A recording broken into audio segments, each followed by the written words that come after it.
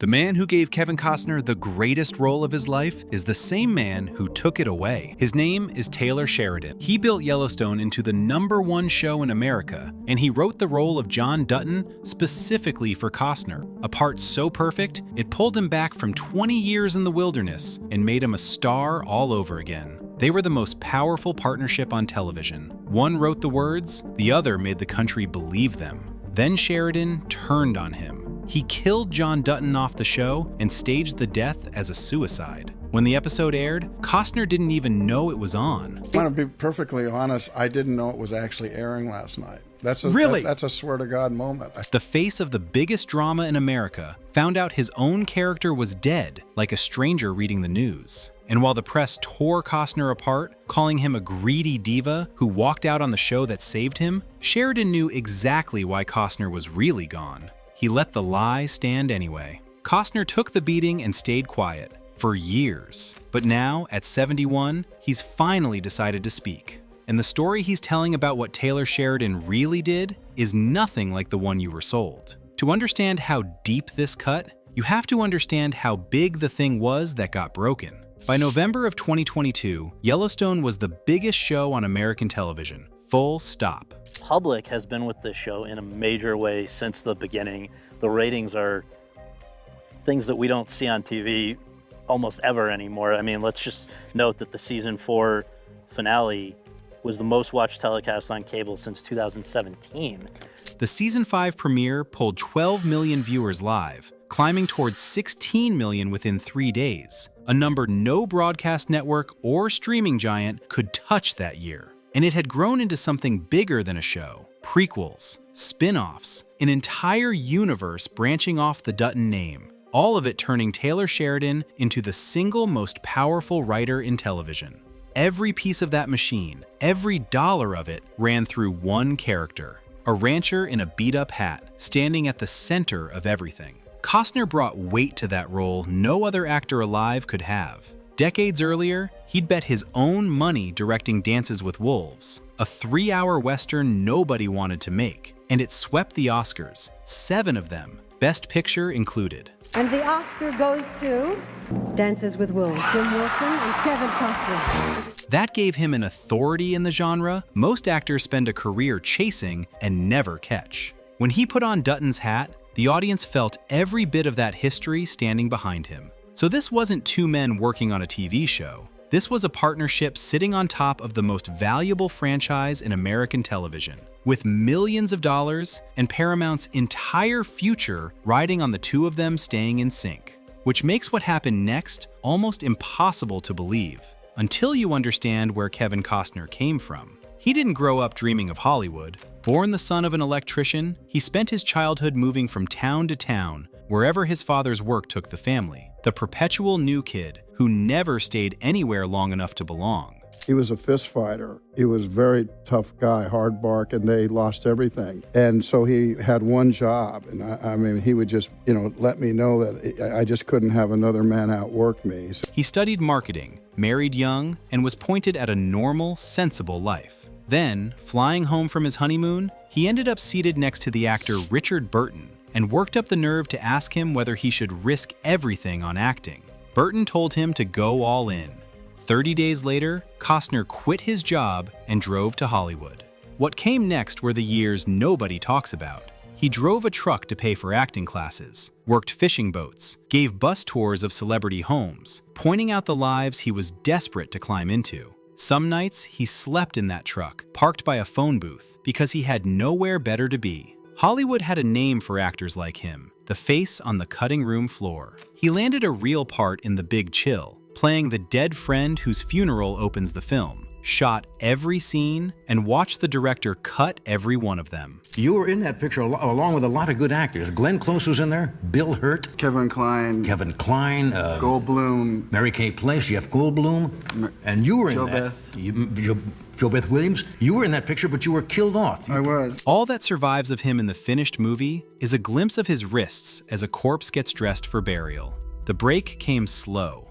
The same director, guilty enough to make it up to him, cast Costner in the 1985 Western Silverado, and audiences finally noticed him. Then everything broke at once. In 1987, he played Elliot Ness in The Untouchables, standing beside De Niro and Connery, and critics started reaching for names like Gary Cooper. Bull Durham and Field of Dreams turned him into something rare, the everyman hero men trusted and women loved. In 3 years, the face on the cutting room floor became the most bankable star in America. Then he did the most reckless thing of his life. In 1990, barely 35, he decided to direct Dances with Wolves, a 3-hour Western with a third of its dialogue spoken in Lakota and subtitled, adapted from a novel dozens of publishers had already turned down. And I got Michael 8 or 9 interviews that I could never get when I was struggling, and every one of them went south. Every one of them, I'd get a phone call. Michael insulted us. Michael told us we don't know what we're doing. You don't know good writing. The genre was considered dead box office. Every major studio passed on funding it. When the shoot ran over budget out in South Dakota, Costner poured in millions of his own money to finish it. Hollywood had a name ready for the disaster they were sure was coming. They called it Kevin's Gate. The gamble paid off. The film became the highest-grossing Western ever made, generated over $400 million worldwide, and it swept the Academy Awards, winning 7 Oscars, including Best Picture and Best Director. That's the man John Dutton was eventually built on. Someone who came up from sleeping in a truck and bet his own fortune on a film nobody believed in and won everything. Success that we had with that picture was a thrill. For a decade after, nobody in the business stood taller than Kevin Costner. But Hollywood has a short memory, and what it gives fast, it can take back faster. In 1994, Costner sank his fortune into Waterworld, at the time the most expensive movie ever made, and it sank on arrival. I find it really disgusting, the kind of publicity that this film has gotten, only about how much it's costing. Nothing about, because no one's seen the film, nothing about what the film is about or the artistic worth of the film. 3 years later, The Postman had the bad luck to open the same week as Titanic and vanished without a trace. Neither flop finished him outright, but the shine was gone. The man who once got blank checks and total creative control was suddenly a risk nobody wanted to take. For most of the next decade, he drifted through work that came and went without leaving a mark. By 2018, Kevin Costner was not the actor studios called first anymore, which is exactly when Taylor Sheridan came looking for him. Taylor Sheridan and I have been kind of doing a little dance for a while. He said, "You want to make a long movie?" And I said, the idea of having a story live a little bit longer with the characters is always appealing to me. Sheridan had a Western he was building called Yellowstone, and he wrote the lead role with one specific man in mind. John Dutton needed someone who could carry the weight of an entire genre just by standing still, and there was nobody left in Hollywood who could do that the way Costner could. Sheridan wasn't handing him a job out of pity. He'd studied exactly what Costner was capable of and built the role around it. Costner said yes, and the part fit him the way nothing had in 25 years. The rancher, the patriarch, the man holding his family's land together against everyone trying to take it. By the time Season 5 premiered in 2022, Costner had a Golden Globe for the role, and he was the face of the single biggest show on American television, the one pulling 16 million viewers a week. It feels really good to have this. There's no substitute for being there, but... Sheridan hadn't just given him a job, he'd given him his career back. And in less than a year, he'd be the reason the world called Kevin Costner a liar. The first half of Season 5 finished airing in January of 2023. The plan was simple. Go back to Montana, shoot the second half, close out the season. Instead, production stalled. Weeks passed with no start date and no explanation. And into that silence walked the story that started everything. On February 6th, Deadline reported that Costner had been trying to shrink his time on set. That's when rumors began swirling that the actor was prioritizing some movie projects over Yellowstone, delaying production on the hit series. He'd shot the first half of the season over 65 days, wanted to bring it down to 50, and then, the detail every outlet ran with, supposedly wanted only a single week for the back half. 1 week for the lead of the biggest show in the country. Most people didn't need it explained further. Here was a man sitting on the most popular drama in America, the role that had rebuilt his entire career, and he sounded like he'd stopped caring. For an actor known for pouring years into a single film, asking for 7 days landed like a slap in the face of the show that saved him. There was more happening underneath it. Deadline noted the schedule fight was tangled up in bigger talks already underway, plans to wind Yellowstone down entirely and launch new spin-offs in its place. On May 5th, Paramount made part of that official, announcing the show would end with Season 5. Paramount Network has announced that the Season 5 finale will also be the series finale, and a spin-off, possibly starring Matthew McConaughey, is on track to debut in December on Paramount Network and then stream on Paramount+. That April, the show's own publicity machine gave the world a preview of how broken things really were. Costner skipped Yellowstone's panel at the industry event PaleyFest. So did Sheridan.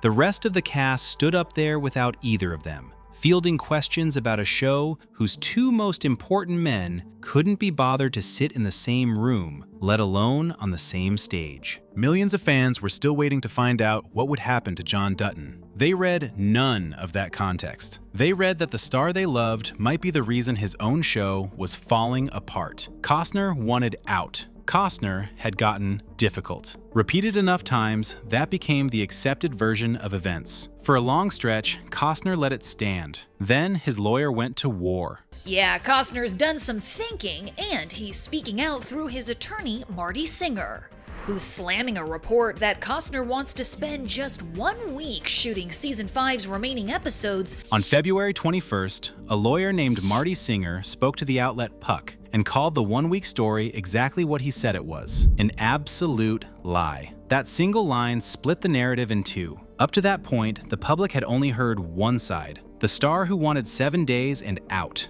Now someone was on the record calling it false. The detail never got fully settled. People argue about it to this day, but when Costner finally gave his own account more than a year later, it wasn't about a bored actor cutting corners. 4 words carried his entire case. There was no script. The back half of Season 5 had no finished pages for him to shoot. He couldn't perform scenes that didn't exist. While he waited, the production kept sliding the calendar out from under him, moving the windows he'd been promised until there was nothing left to plan around. By his account, the show sat dark, and he went 14 months without working on it.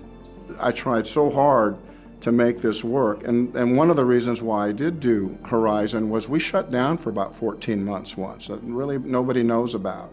14 months for the lead of the #1 show in America sitting idle for writing that never came. The contract made it worse. He'd signed on for 3 more seasons, a long commitment from a man planning to see the story through. Then, he says, that deal got quietly carved into 2 half seasons, with the later years suddenly uncertain. During his divorce hearing that fall, the money entered the record: $24 million offered for those 3 seasons. He turned attention away from the number almost immediately. There were, in his words, issues about creative. The deal he thought he had got taken apart around him. There was a second figure too, one that drew far less attention. Costner's side argued he was separately owed close to $12 million under a pay-or-play clause, money guaranteed to him whether the back half of the season ever got shot or not. Costner claimed he's owed $12 million for the not-yet-filmed second half of Season 5 after Paramount, quote, walked away from negotiations.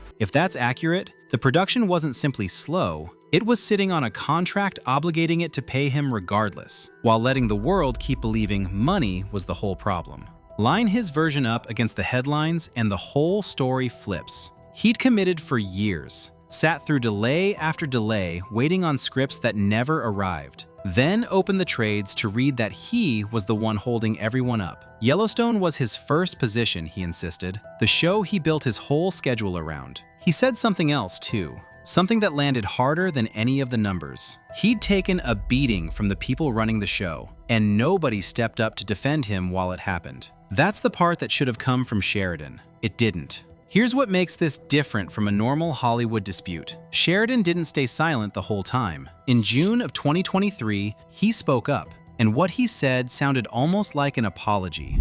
Sheridan told THR, "My last conversation with Kevin was that he had this passion project he wanted to direct. He and the network were arguing about when he could be done with Yellowstone. I said we can certainly work a schedule toward his preferred exit date." He told reporters he'd never had a problem with Costner, that the two of them couldn't work out directly. He blamed lawyers and the press for turning a private disagreement into a public war. He said Costner had taken a lot of unfair heat, his exact words, on the chin. He even admitted the ending would suffer for it, that losing Costner this way would cut John Dutton's story short before it was ready to close. For a moment, it looked like the one man who could clear Costner's name was finally about to do it. Then 3 years passed, and Sheridan told a completely different story. On a podcast in June of 2026, he said Costner's original deal only ever covered 3 seasons. With Yellowstone, Kevin was only supposed to be in the first 3 seasons. That was in his contract. He said Costner had been ready to leave that early, and the only reason he stayed longer was that the network got scared of losing its biggest star. In Sheridan's telling, keeping Costner around past his own plan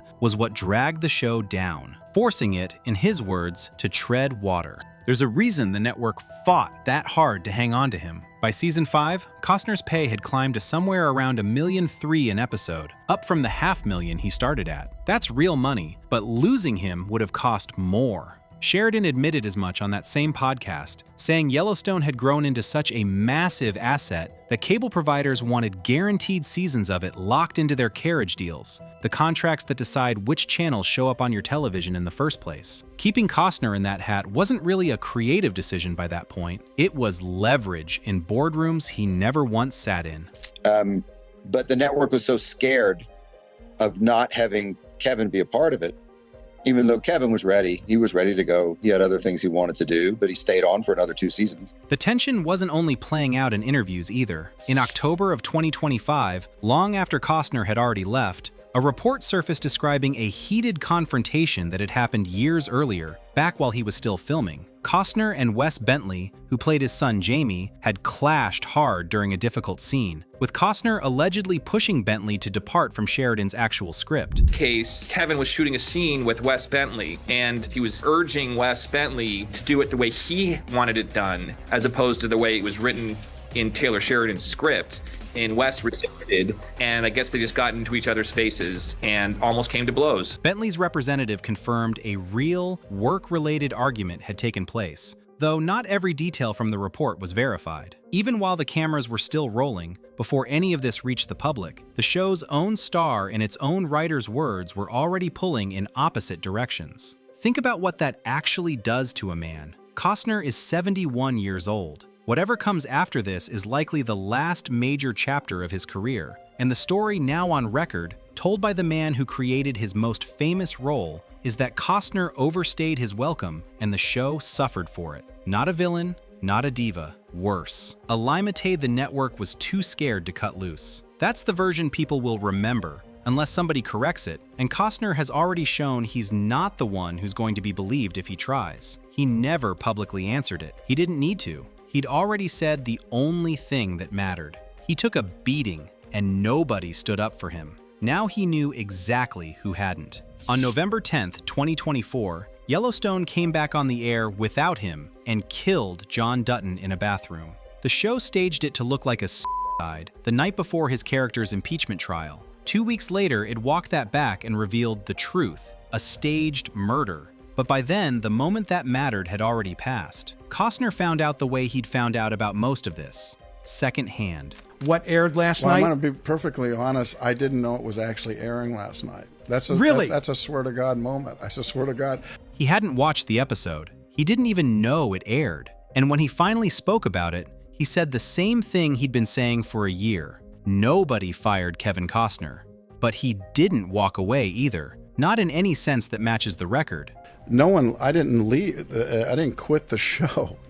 Okay, I had made a contract to do all 3. He was squeezed out, one broken promise at a time, by a production that couldn't hold a schedule, then handed the blame for it in public, while the man who wrote his own story stayed quiet when it mattered and rewrote the history when it didn't. While all of this played out, Costner wasn't sitting still. He'd already bet his own money on his next comeback, a Western saga called Horizon, funding a huge share of it himself, somewhere around $38 million of his own cash against a $100 million budget. It was the same move he'd made 3 decades earlier with Dances with Wolves, betting his own fortune on the story nobody else would pay for. The first chapter reached theaters in the summer of 2024, days after he walked away from Yellowstone for good, and it struggled hard against that budget. The big-budget film is tracking to open to $12 million domestically. That's not great news for Costner and those backing the independently financed Western, considering it cost $100 million to make before marketing. He's since stood in front of financiers at Cannes, trying to find the money to finish telling it. And here's the part that stings the most. Everyone else from that world landed just fine. Luke Grimes got handed his own spin-off, Marshalls. Kelly Riley and Cole Hauser got another one, Dutton Ranch. The Yellowstone universe kept growing without missing a step, every major name finding a soft landing except the one man who carried the original show on his back for 6 years. He's 71 now. The role that brought him back from nothing is gone, and there's no guarantee he gets another one like it. Would you like to go back? If I liked the story where it was going, I would go back. And you get up there and get him. What he has left is his own account, finally on the record, after 2 years of letting everyone else tell it first. He built one comeback already out of a truck and a movie nobody believed in. Whether he gets to build a second one is the one part of this story nobody, not Sheridan, not Paramount, not Costner himself, has the power to write yet. So who do you believe? The man who says he took a beating and got nothing back for it, or the one who says the beating was earned? Tell me in the comments, and if this one hit you the way it hit me, stick around. There's a new story like it every week.